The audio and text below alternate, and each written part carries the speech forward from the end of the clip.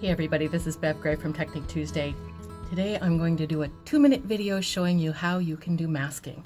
So see all of these bales on each of these projects, see how they look like they're stacked on top of each other?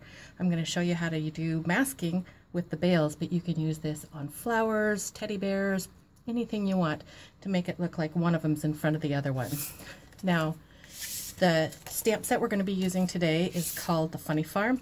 And to finish off these projects, we used the Hanna the horse stamp set, but I'm going to focus right now on that little bale of hay.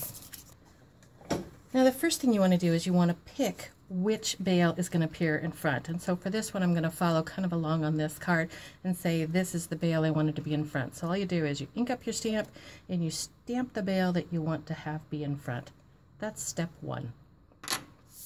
Now for step 2, I am actually using some of this Post-it note tape, and all I'm doing is going to go ahead and stamp onto that Post-it note.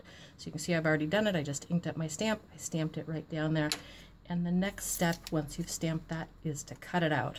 So imagine now that I've got some microfine scissors and I've cut it out and it looks just like that. Now when you're cutting it out, you want to cut right through the line around that image, and you want it to be sort of thin paper. So if you're using copy paper, that's better than if you use cardstock, for example.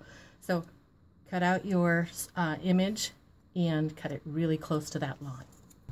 Now the third step is the fun part. So you've got your stamped image that you stamped, the first one that you want to appear on top.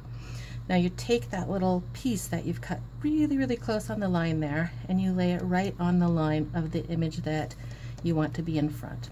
So I'm laying that there. And then because we're working on a project where we want there to be another bale, I'm going to go ahead and ink up that bale. And this is going to be the one that shows up in the background.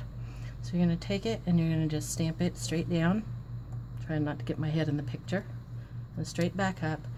And now when you lift off that one, you'll see that it looks like it is right on top of the other bale.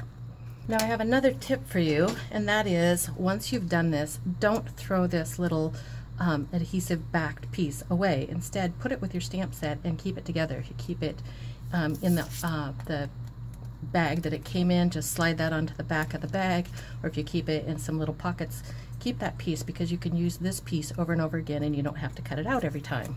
Now if you were doing this for real, you'd go ahead and color it in and do any background coloring that you wanted, but you could definitely come out with projects that look like this where you could have just 2 bales of hay like that. Here's a 2 bale of hay thing, or you can use it over and over again to make it look like there's 3 bales all stacked in front of each other.